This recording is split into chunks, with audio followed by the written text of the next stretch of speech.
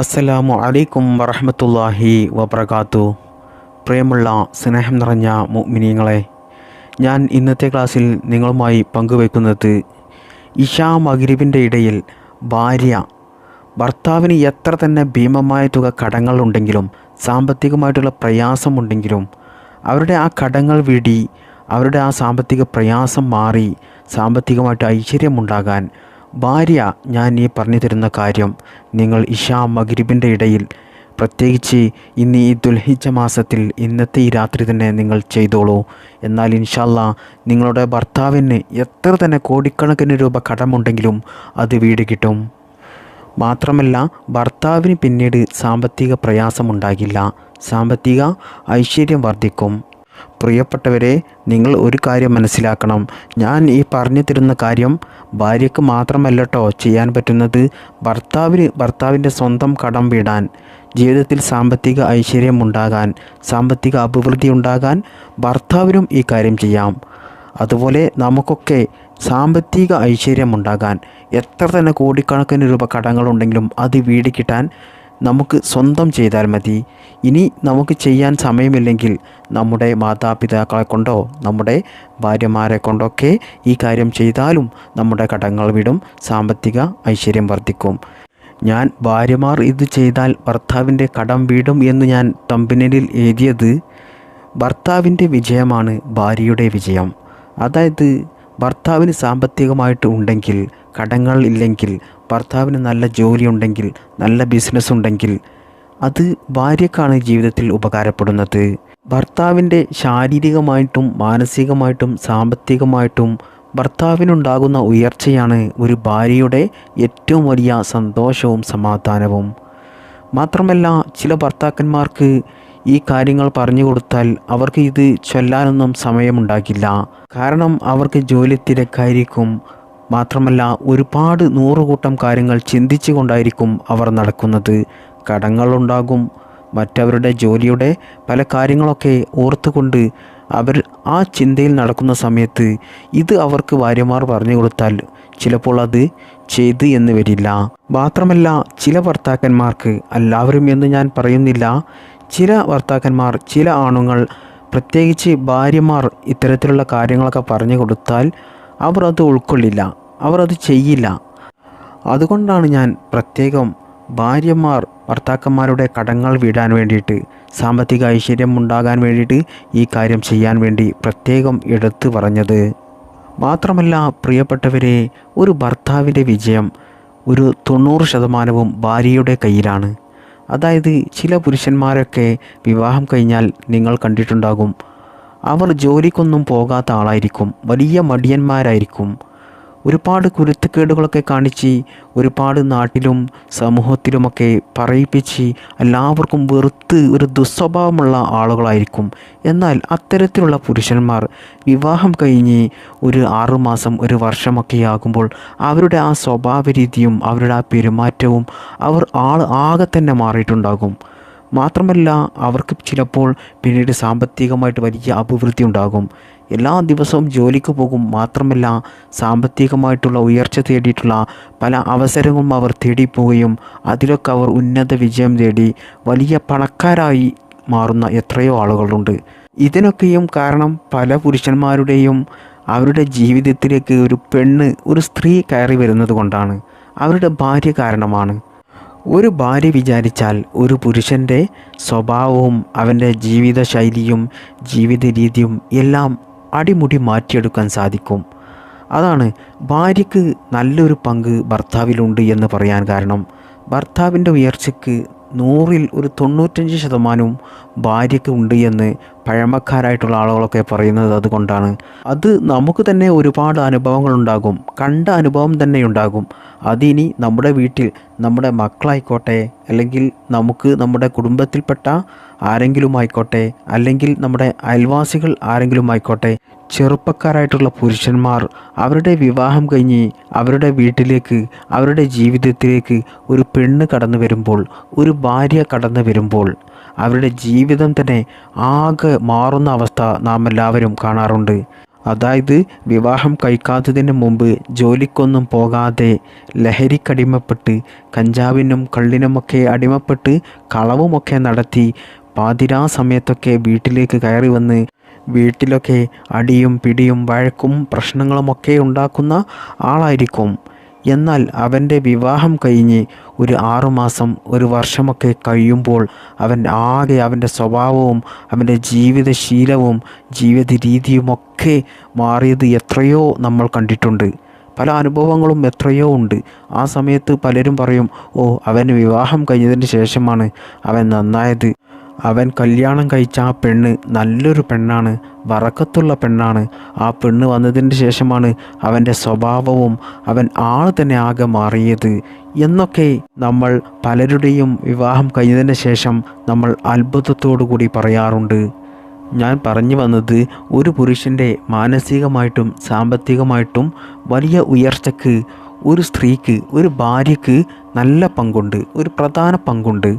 കാരണം ഒരു ഭാര്യ ഒരു ഭർത്താവിൻ്റെ വിജയത്തിനാണെങ്കിലും പരാജയത്തിനാണെങ്കിലും ദുആ ചെയ്തു കഴിഞ്ഞാൽ ഇൻഷാ അല്ലാഹ് ആ ദുആ അല്ലാഹു സുബ്ഹാനഹു തആല എളുപ്പത്തിൽ സ്വീകരിക്കും.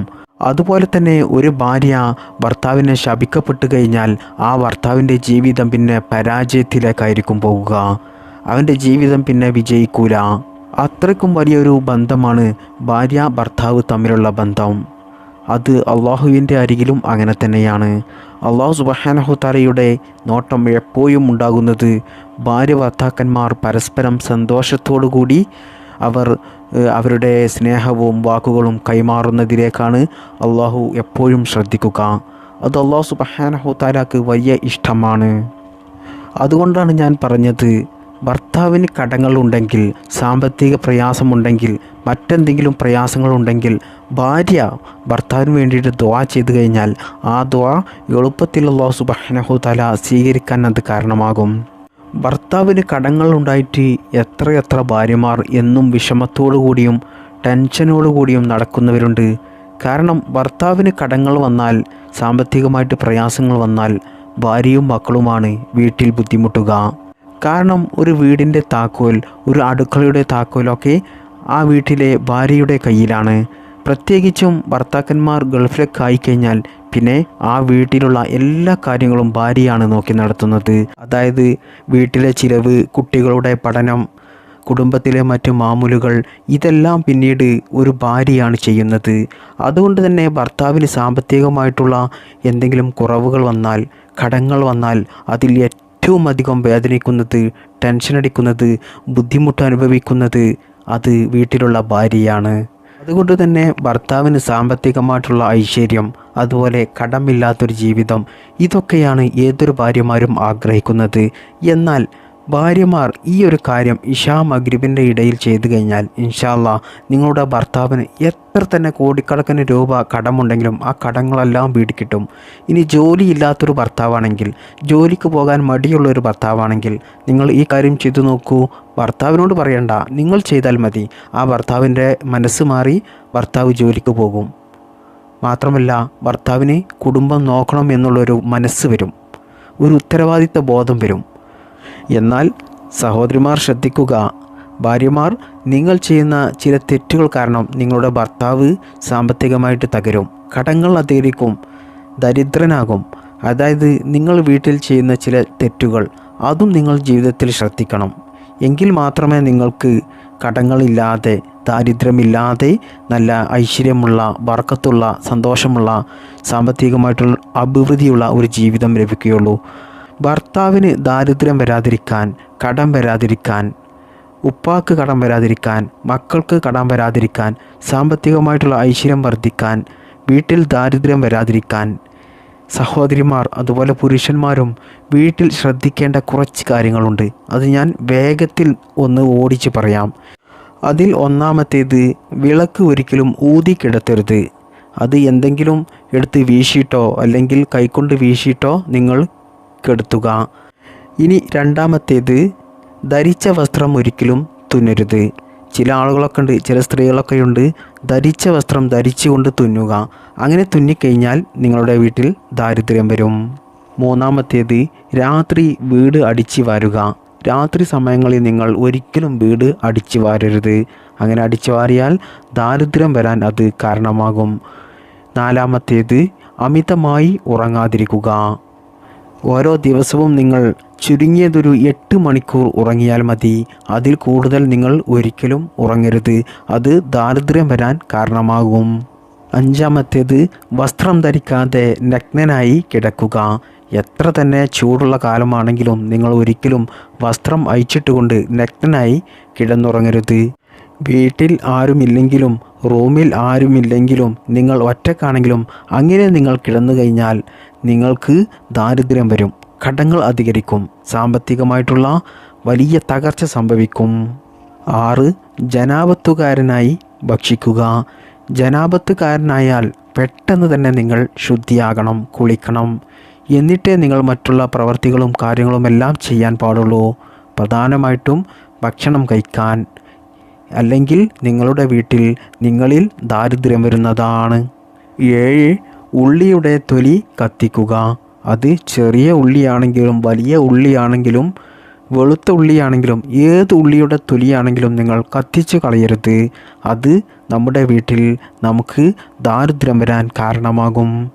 ഇനി 8-ാമത്തേത് അടിച്ചു വാരിയത് വീട്ടിൽ കൂട്ടിയിടാതിരിക്കുക. അടിച്ചു വാരിയ ചപ്പ് ചവറുകൾ, വേസ്റ്റ്, അടുക്കാട്ട് ഇത് നിങ്ങൾ എന്ത് ചെയ്യുക? വീടിൻ്റെ അകത്ത് വെക്കരുത്. അത് വേഗം നിങ്ങൾ പുറത്ത് കൊണ്ടുപോയി തട്ടണം.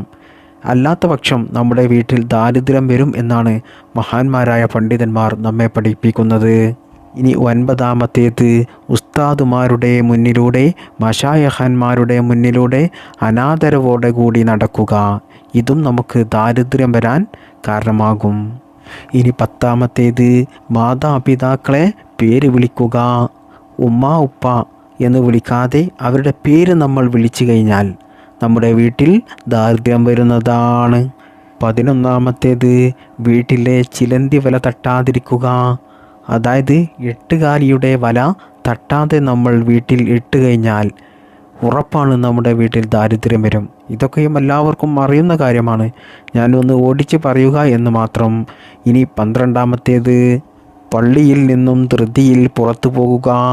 ഇപ്പോഴത്തെ ഈ ചെറുപ്പക്കാരൊക്കെ ജുമാക്കൊക്കെ വന്നു കഴിഞ്ഞാൽ നിസ്കാരം കഴിഞ്ഞ ഉടനെ തന്നെ ഇമാം സലാം വീട്ടി കഴിഞ്ഞിട്ടുണ്ടാകില്ല. അപ്പോഴേക്കും അവർ സലാം വീട്ടി അവർ പള്ളിയുടെ പുറത്തിറങ്ങി അവർ ചെരുപ്പിട്ട് അവർ പള്ളിയുടെ വെളിയിലെത്തിയിട്ടുണ്ടാകും.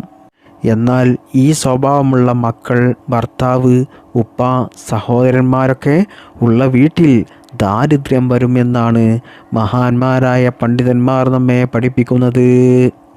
ഇനി 12-ാമത്തേത് അങ്ങാടിയിലേക്ക് നേരത്തെ പോവുകയും വൈകി വീട്ടിലേക്ക് വരികയും ചെയ്യുന്ന വീടുകളിൽ ദാരിദ്ര്യമുണ്ടാകും. അതായത് ചില ആളുകളുണ്ട്, നേരം പുലരാൻ സമയമുണ്ടാകില്ല, അപ്പോഴേക്കും അവർ അങ്ങാടിയിലെത്തും. എന്നാൽ ആ അങ്ങാടിയിൽ നിന്നും അവർ തിരികെ വീട്ടിലേക്ക് വരുന്നതോ പാതിരാ സമയത്തായിരിക്കും. ഇങ്ങനെ സ്വഭാവമുള്ള ആളുകൾ ഉള്ള വീടുകളിൽ ദാരിദ്ര്യം വരുന്നതാണ്. ഇനി 13-ാമത്തേത് പൊട്ടിയ ചീർപ്പ് കൊണ്ട് മുടി വാരുക, മുടി ചീകുക. ഇതും ദാരിദ്ര്യം വരാൻ കാരണമാകും.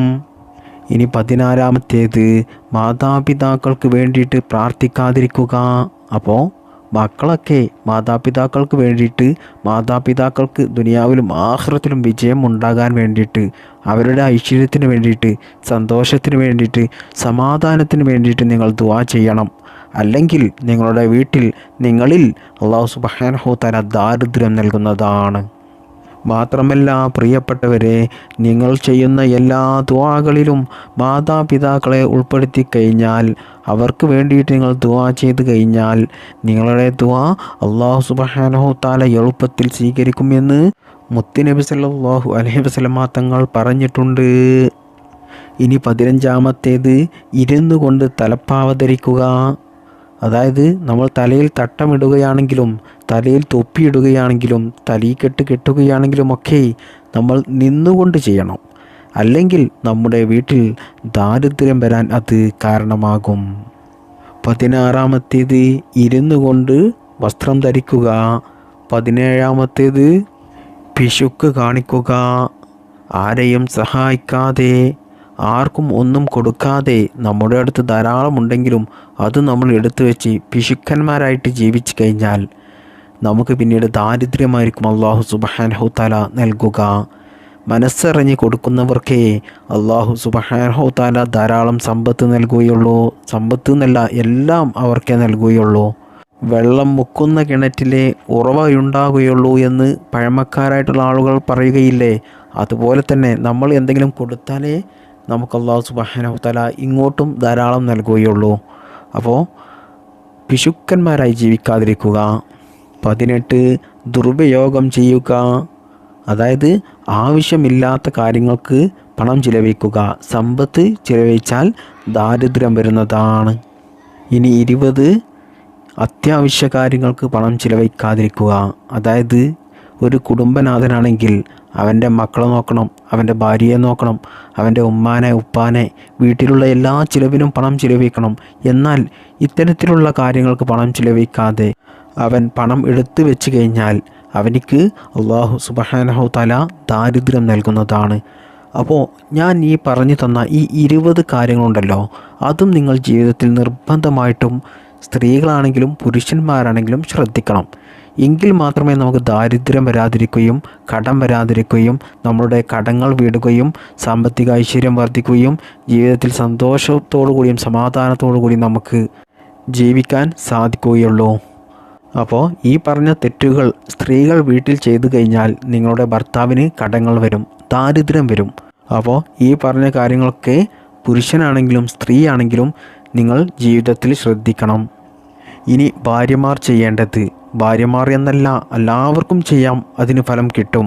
എന്നാൽ ഭർത്താവിന് വേണ്ടിയിട്ട് ഭാര്യമാർ ചെയ്താൽ അതിന് പെട്ടെന്ന് ഫലം കിട്ടും എന്ന് മഹാന്മാരായ പണ്ഡിതന്മാർ പറയുന്നുണ്ട്.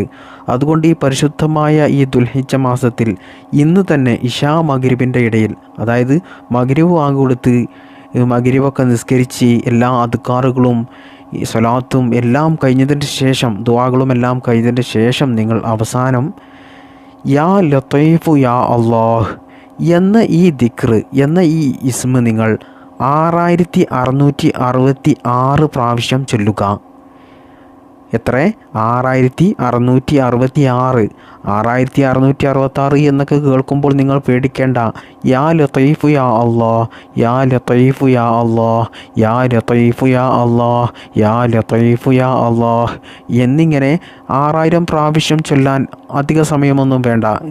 ഏറിപ്പോയാൽ ഏകദേശം 1 മണിക്കൂറിൻ്റെ ഉള്ളിൽ തന്നെ നിങ്ങൾക്കത് ചൊല്ലി തീർക്കാം. ഇനി ഇശാ മഗ്രിബിൻ്റെ ഇടയിൽ ചൊല്ലുന്ന സമയത്ത് അഥവാ 6666 പ്രാവശ്യം ചൊല്ലി തീർന്നില്ല എന്നാൽ നിങ്ങൾ അതിൻ്റെ ബാക്കി ഇശാ ബാങ്ക് കൊടുത്തതിൻ്റെ ശേഷവും ചൊല്ലാം, അതിന് കുഴപ്പമൊന്നുമില്ല. ഏറ്റവും ഉത്തമം ഇശാ മഗ്രിബിൻ്റെ ഇടയിൽ ചൊല്ലി തീർക്കുന്നതാണ്. എന്നതിന് ശേഷം നിങ്ങൾ യാ അലിയു യാ അല്ലാഹ് എന്ന ഈ ഒരു ഇസ്മും നിങ്ങൾ എന്ത് ചെയ്യുക? 313 പ്രാവശ്യം ചൊല്ലുക. യാ അലിയു യാ അല്ലാഹ്, യാ അലിയു യാ അല്ലാഹ്, യാ അലിയു യാ അല്ലാഹ് എന്നിങ്ങനെ 313 പ്രാവശ്യം ചൊല്ലുക. എന്നതിന് ശേഷം അവസാനമായിട്ട് നിങ്ങൾ മുത്തുനബി സല്ലല്ലാഹു അലൈഹി വസല്ലമ തങ്ങളുടെ പേരിൽ 101 സ്വലാത്ത് ചൊല്ലുക. അത് ഏത് സ്വലാത്തും ചൊല്ലാം, നിങ്ങൾക്കറിയാവുന്ന നമ്മളെപ്പോഴും ചൊല്ലുന്ന, നമ്മൾക്ക് പെട്ടെന്ന് ചൊല്ലാൻ കഴിയുന്ന സ്വല്ലല്ലാഹു അലാ മുഹമ്മദ് സ്വല്ലല്ലാഹു അലൈഹി വസല്ലം ഈ സ്വലാത്ത് നിങ്ങൾ 101 പ്രാവശ്യം ചൊല്ലിയാൽ മതി. ഇനി അഥവാ നിങ്ങൾ വലിയ സ്വലാത്തുകൾ ചൊല്ലുകയാണെങ്കിൽ അത് 11 പ്രാവശ്യം ചൊല്ലിയാൽ മതി. എന്നതിൻ്റെ ശേഷം നിങ്ങൾ എന്ത് ചെയ്യുക? നിങ്ങളുടെ ഭർത്താവിന് സാമ്പത്തികമായിട്ടുള്ള ഐശ്വര്യമുണ്ടാകാൻ, കടങ്ങൾ വീടിക്കിട്ടാൻ, ദാരിദ്ര്യം മാറിക്കിട്ടാൻ, അല്ലെങ്കിൽ ഭർത്താവിൻ്റെ സ്വഭാവം നന്നാകാൻ, അല്ലെങ്കിൽ ഭർത്താവിൻ്റെ രോഗങ്ങൾ മാറാൻ, അല്ലെങ്കിൽ മറ്റെന്തെങ്കിലും പ്രയാസങ്ങളാണെങ്കിൽ അതൊക്കെ മാറിക്കിട്ടാൻ എല്ലാം നിങ്ങൾ അള്ളാഹുവിനോട് പറഞ്ഞുകൊണ്ട് ദുആ ചെയ്യുക. എന്നാൽ ഇൻഷാ അല്ലാഹ് ഉറപ്പാണ് നിങ്ങളുടെ ഉദ്ദേശം, നിങ്ങളുടെ ആഗ്രഹം എന്താണോ അത് അല്ലാഹു സുബ്ഹാനഹു തആല നിറവേറ്റി തരുന്നതാണ്. ഈ ഒരു കാര്യം ഭർത്താവിന് മാത്രമല്ല കേട്ടോ, ഭാര്യമാർക്ക് വേണ്ടി ഭാര്യമാർക്കും ചെയ്യാം, അതുപോലെ ഭർത്താവിന് സ്വന്തം ചെയ്യാം. എല്ലാവർക്കും സ്വന്തമായിട്ട് ചെയ്യാൻ പറ്റുന്ന കാര്യമാണ് ഇത്. എന്നാൽ ഭാര്യമാർ ഭർത്താവിന് ഇത് ചെയ്തു കൊടുത്താൽ അവരുടെ സാമ്പത്തിക ഐശ്വര്യത്തിന് വേണ്ടിയിട്ട് അവരുടെ കടങ്ങൾ വീടിക്കിട്ടാൻ വേണ്ടിയിട്ട്, അവരുടെ ഉയർച്ചയ്ക്ക് വേണ്ടിയിട്ട് ഭാര്യമാർ ഇത് ചെയ്യുന്നത് കൊണ്ട് പെട്ടെന്ന് ഫലം കിട്ടുമെന്ന് മഹാന്മാരായ പണ്ഡിതന്മാർ നമ്മെ പഠിപ്പിക്കുന്നുണ്ട്. എന്നാൽ നിങ്ങൾ ഈ ദുൽഹിജ്ജ മാസത്തിൽ ഈ കാര്യം ചെയ്യുന്നത് കൊണ്ട് ഇൻഷാ അല്ലാഹ് ഉറപ്പാണ് ഇതിന് ഫലം കിട്ടും എന്നുള്ള കാര്യത്തിൽ സംശയിക്കേണ്ട ആവശ്യമില്ല. അല്ലാഹു സുബ്ഹാനഹു തആല സ്വീകരിക്കുമാറാകട്ടെ. അല്ലാഹു സുബ്ഹാനഹു തആല ഈ ദിക്റിൻ്റെ ബറക്കത്ത് കൊണ്ട്, ഈ പരിശുദ്ധമായ ദുൽഹിജ്ജ മാസത്തിൻ്റെ ബറക്കത്ത് കൊണ്ട് നമ്മുടെ എല്ലാ കടങ്ങളും വീട്ടിത്തരട്ടെ. കടങ്ങൾ കൊണ്ടുള്ള പരീക്ഷണത്തെ തൊട്ട് നാം എല്ലാവരെയും അല്ലാഹു സുബ്ഹാനഹു തആല കാത്ത് രക്ഷിക്കുമാറാകട്ടെ. ജീവിതത്തിൽ ഐശ്വര്യം നൽകട്ടെ, സാമ്പത്തികമായിട്ട് ബറക്കത്ത് നൽകട്ടെ. ജീവിക്കുന്ന കാലത്തോളം ആരുടെയും മുന്നിൽ കൈനീട്ടാതെ, തലകുനിക്കാതെ, അന്തസ്സോടുകൂടിയും അഭിമാനത്തോടുകൂടിയും ജീവിക്കാനുള്ള സാമ്പത്തികമായിട്ടുള്ള ഐശ്വര്യം, അഭിവൃദ്ധി നാം എല്ലാവർക്കും അല്ലാഹു നൽകുമാറാകട്ടെ. നമ്മുടെ ജീവിതത്തിലെ എല്ലാ പ്രയാസങ്ങളും അല്ലാഹു മാറ്റിത്തരട്ടെ. ജീവിതത്തിൽ സന്തോഷവും സമാധാനവും നൽകട്ടെ. രോഗത്തെ തൊട്ടും എല്ലാ അപകടങ്ങളെ തൊട്ടും, ആപത്ത് മുസീബത്തിൽ നിന്നും, എല്ലാ പ്രതിസന്ധികളിൽ നിന്നും, നാക്കേറിൽ നിന്നും, കണ്ണേറിൽ നിന്നും എല്ലാം അല്ലാഹു സുബ്ഹാനഹു തആല നാം എല്ലാവരെയും കാത്തു രക്ഷിക്കുമാറാകട്ടെ. ഈമാനോടുകൂടി ജീവിക്കാനും ഈമാനോടുകൂടി മരിക്കുവാനും അല്ലാഹു സുബ്ഹാനഹു തആല നാം എല്ലാവർക്കും തൗഫീഖ് നൽകട്ടെ. ആമീൻ യാ റബ്ബൽ ആലമീൻ. അസ്സലാമു അലൈക്കും വറഹ്മത്തുള്ളാഹി വബറകാതുഹു.